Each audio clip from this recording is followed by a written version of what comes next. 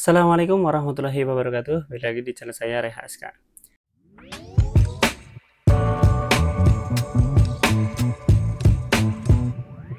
Ya, di video ini kita akan bahas laptop lagi dan kali ini adalah laptop yang ditujukan untuk siswa dan pelajar atau pelajar dan mahasiswa. Ya, ini adalah datang dari merek Asus yaitu Asus VivoBook Go 14 kayak gini.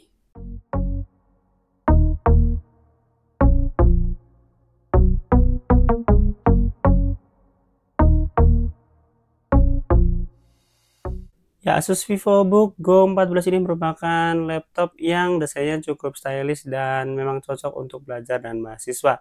Dan dipersenjatai dengan prosesor dari AMD yaitu AMD Ryzen 3 dengan serinya 7000 series. Dan seperti apa ulasan lengkapnya langsung kita simak berikut ini.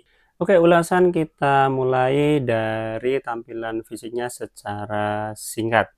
Ya, di bagian atas atau bagian covernya ya terdapat sebuah tulisan Asus VivoBook dan ada tulisan lain yang didesain secara keren dengan kotakan yang tersendiri dari semua wilayah tampilan atasnya. Jadi cukup keren ya. Dan kemudian untuk di bagian sebelah kanan kita akan bisa melihat ada port untuk charger, ada satu HDMI port, ada USB A 3.2, ada satu port USB Type-C dan satu port audio combo. Kemudian untuk di sebelah kiri hanya ada satu port USB A 3.2 dan ada dua buah LED indikator yaitu indikator power dan indikator baterai. Sementara itu untuk di bagian bawahnya teman-teman kita bisa melihat ada banyak kisi-kisi udara dan ada satu buah fan pendingin, ada beberapa karet-karet penyangga dan juga di bawah itu di bawah kisi-kisi ada dua buah speaker yang didesain secara simetris. Kemudian untuk bagian dalamnya kita akan bisa melihat ada bentangan layar 14 in dan ditemani di atasnya ada satu buah webcam yang sudah ada privacy shutternya. Kemudian untuk di bagian bawah layar ada keyboard yang cukup besar dan mempunyai backlight serta ada touchpad yang disertai juga fingerprintnya. Ya, itu adalah tampilan fisik dari laptop ini. Ya, berikutnya kita akan bahas spesifikasi dari laptop ini. Ya, spesifikasi dari Asus VivoBook Go 14 ini ya mempunyai yang pertama adalah prosesornya yaitu AMD Ryzen 3 7000 series yaitu 7320U dengan clock speednya di 2,4 GHz dengan top clocknya di 4,1 GHz. Prosesornya sendiri mempunyai 4 buah core dan mempunyai 8 threads, jadi cukup bagus untuk multitasking. Kemudian untuk RAM-nya sendiri ya, RAM-nya ada 8 GB LPDDR5 on board, jadi ini tidak bisa di-upgrade. Dan untuk storage-nya adalah di M2 2280 NVMe PCIe 3 dengan kapasitasnya 256 GB. Kemudian untuk VGA-nya sendiri, dia VGA-nya menggunakan AMD Radeon 610M dengan kapasitas VRAM-nya di 512 MB. Ya, itu adalah spesifikasi singkat dari laptop ini. Ulasan berikutnya adalah mengenai performa dari laptop ini dan kita akan mulai dari performa mesinnya terlebih dahulu. Untuk performa mesin kita akan uji terlebih dahulu dengan menggunakan software benchmark yaitu CPU-Z dan juga PC Mark 10. Dan hasilnya sebagai berikut. Ya, pada benchmark dengan menggunakan CPU-Z ya didapat untuk skor dari kemampuan prosesor di multithread-nya yaitu mendapatkan skor di 1901 di mana dia terletak di atasnya AMD Ryzen seri 5000 dan sedikit di bawah pesaingnya di Core i5 generasi 10H. Dan menurut saya ini merupakan salah satu prosesor yang cukup mumpuni untuk kegiatan multitasking dan juga komputasi seharian. Kemudian untuk hasil dari PC Mark 10 ya, dimana PC Mark 10 ini benchmark mengenai kemampuan dari sebuah CPU ya dalam menangani kegiatan-kegiatan sehari-hari seperti startup, terus video conference, web browsing, dan juga mengenai Office serta beberapa foto editing dan juga rendering video dan juga video editing. Dengan kemampuan esensialnya itu di 7.325, di productivity di 6.553 dan digital content creation di 3.577. Ya, kalau kita melihat dari hasil tersebut memang untuk laptop ini lebih banyak ditujukan untuk tentu saja penggunaan komputasi harian seperti untuk Microsoft Office gitu ya, dan juga untuk misalkan browsing, video conference, dan juga untuk memunculkan atau memulai startup dari aplikasi-aplikasi. Tapi meskipun demikian untuk digital content creation juga tetap masih bisa, khususnya untuk teman-teman yang memang hanya mengupload hasil dari video atau foto yang digunakan untuk ke sosmed ya, bukan untuk editing secara profesional. Ya, jadi kalau untuk sebagai YouTuber atau mungkin Instagram ya, selebgram dan sebagainya, saya rasa laptop ini masih mumpuni banget. Oke, kalau tadi adalah benchmarking dengan menggunakan software benchmark untuk kemampuan CPU-nya khususnya, dan sekarang kita akan coba apakah laptop ini kuat untuk ngegame atau tidak. Dan saya akan menggunakan 2 buah game dan berikut adalah hasilnya. Ya, game yang pertama yaitu game Asphalt 8 Airborne, sebuah game balapan mobil yang cukup terkenal ya, dan dengan menggunakan settingan tertinggi teman bisa melihat ya bahwa semua visualisasi bisa ditampilkan dengan baik tanpa ada kendala. Untuk frame rate-nya bisa dilihat bahwa untuk dimainkan juga tidak ada nge-lag sama sekali, semuanya berjalan mulus dan asik pokoknya untuk dimainkan di laptop ini.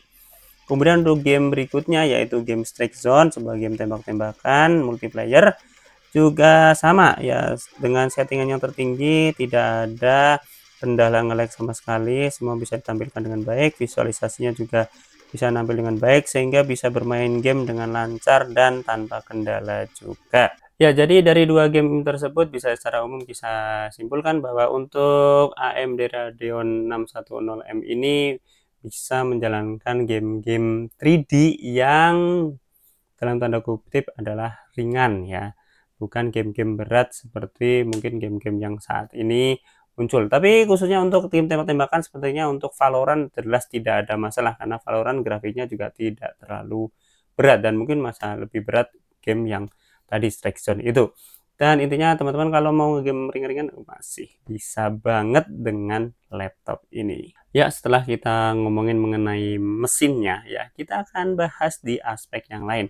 Pertama kita akan ngomongin mengenai layarnya ya, dan gimana kemampuan layarnya. Oke, untuk layarnya sendiri mempunyai bentangan 14 in ya, dengan aspek rasio 16:9 dengan resolusi maksimumnya di Full HD 1920x1080.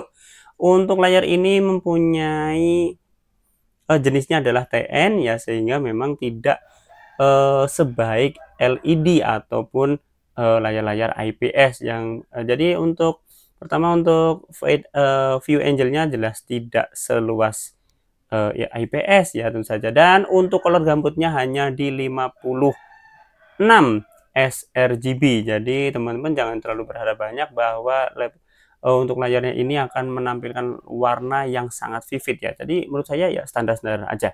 Sementara untuk kegiatan-kegiatan seperti untuk menonton film ya atau menonton anime ya, menurut saya masih menyenangkan sekali ya, karena memang sebenarnya tidak butuh detail warna yang terlalu kuat untuk sekedar menonton drama ataupun nonton anime. Tapi kalau teman-teman hobinya untuk mengedit foto yang benar-benar terlalu detail, atau teman-teman memang konten kreator yang mungkin membuat sketsa dan sebagainya ya, barangkali untuk layar ini akan mengalami kendala khususnya untuk ya tentu saja untuk pemilihan warna-warna yang mungkin gradasinya terlalu rapat ya, sehingga itu bisa menimbulkan masalah. Tapi kalau teman-teman tidak main di gradasi warna yang rapat dan sebagainya ya, menurut saya atau warna-warna yang tegas ya, tentu saja layar ini masih mumpuni untuk digunakan. Ya, kemudian untuk kecerahan layarnya sendiri ya, ini hanya 250 nits, jadi tentu saja penggunaannya lebih cocok di dalam ruangan bukan di luar ruangan. Tentu saja kalau sudah di luar ruangan pasti akan kalah dengan sinar matahari ya. Itu adalah bagian layarnya. Ya, selanjutnya kita akan bahas kemampuan dari kameranya ya. Ya, kameranya mempunyai resolusi di 720p dan sudah ditemani dengan privacy shutter atau ya pokoknya tutup untuk kameranya gitu ya. Dan berikut adalah hasil kamera laptop ini. Ya, teman-teman semuanya, inilah hasil kemampuan dari kamera 720p-nya dan juga penangkapan suara dari mic internalnya ya. Dan silahkan teman-teman bisa komentar menurut teman-teman bagus apa enggak ya, gitu ya. Oke. Nah, bagaimana menurut teman-teman semuanya, bagus apa enggak? Silahkan bisa ditulis di kolom komentar. Menurut saya ya lumayan, yang jelas cukup jernih untuk digunakan untuk seperti video conference ataupun apa namanya, video calling gitu ya. Jadi ya lumayan lah, standar aja sih. Ya, selanjutnya kita akan bahas performa dari keyboardnya ya. Keyboardnya sendiri mempunyai ukuran yang cukup besar ya, kecuali di tombol Fn atau F1 sampai berikutnya, dan juga di tombol D-pad atau tombol anak panah. Dan sisanya ukurannya cukup besar dan enak untuk mengetik. Ya, untuk kegiatan mengetikkan di Microsoft Office ya, menurut saya laptop ini travelnya sudah lumayan untuk sebuah laptop pelajar, dan dengan tools yang besar-besar mempunyai kenyamanan khususnya untuk teman-teman yang mempunyai tangan yang besar, khususnya jari-jarinya ya. Dan mungkin ada sedikit kendala ya, meskipun tombol powernya itu tidak terletak di pojok sendiri ya, tapi masih bisa berkemungkinan untuk salah ketika memencet tombol delete. Ya, akan lebih baik mungkin di generasi selanjutnya Asus bisa membuat tombol powernya itu terpisah di body ya, tidak diletakkan di badan keyboardnya. Sementara untuk touchpadnya sendiri ya luas, asik, dan menyenangkan untuk kegiatan multitasking seperti misalkan menutup atau membuka jendela, kemudian bisa berpindah jendela satu ke jendela yang lain, bisa dilakukan secara gestur dengan cukup lancar. Dan itu menjadi salah satu nilai plus dari laptop. Oh ya, keyboardnya sendiri sudah mempunyai backlight yang bisa diatur kecerahannya, dan itu juga bisa menjadi nilai plus untuk teman-teman khususnya ketika menulis di agak kegelapan, sehingga tushnya akan tetap kelihatan. Ya, untuk berikutnya yaitu mengenai suara dari speakernya, dan langsung saja tidak usah bertele-tele, berikut adalah suaranya.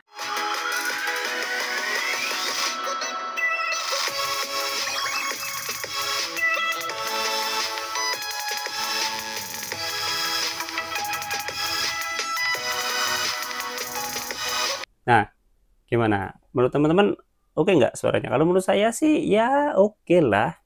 Untuk speaker dengan laptop pelajar atau mahasiswa ini ya kita ini sudah oke banget kalau menurut saya, dengan harga yang ya ini memang cukup reasonable juga.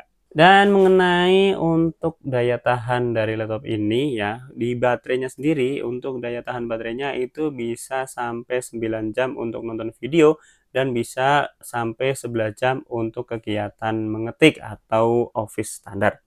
Terus kemudian untuk daya tahan dari bodinya sendiri, dia sudah dilengkapi dengan apa namanya, standar militer, sehingga ini menambah secara apa ya, pengujian bahwa laptop ini mempunyai daya tahan yang baik untuk secara fisiknya. Ya, kira-kira itu saja untuk review dari laptop Asus VivoBook Go 14 ini. Semoga bermanfaat, dan silakan bisa cek link di deskripsi kalau teman-teman ingin melihat harganya ya, barangkali bisa sebagai patokan.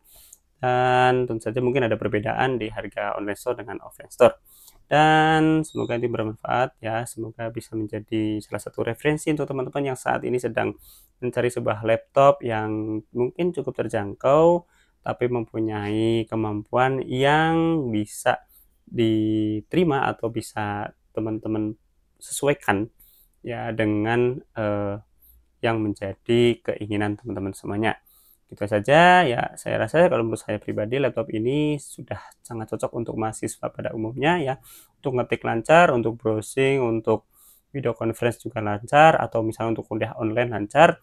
Terus sesekali juga bisa digunakan untuk apa namanya, ya upload atau misalkan edit video dengan menggunakan CapCut atau dan sebagainya.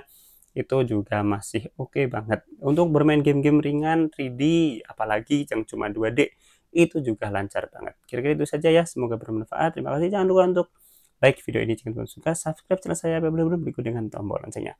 Mampir pula ke sosial media saya di bawah ini, dan tentu saja tonton video saya yang lain. Terima kasih, kita ketemu lagi di video berikutnya, dan assalamualaikum warahmatullahi wabarakatuh. See you.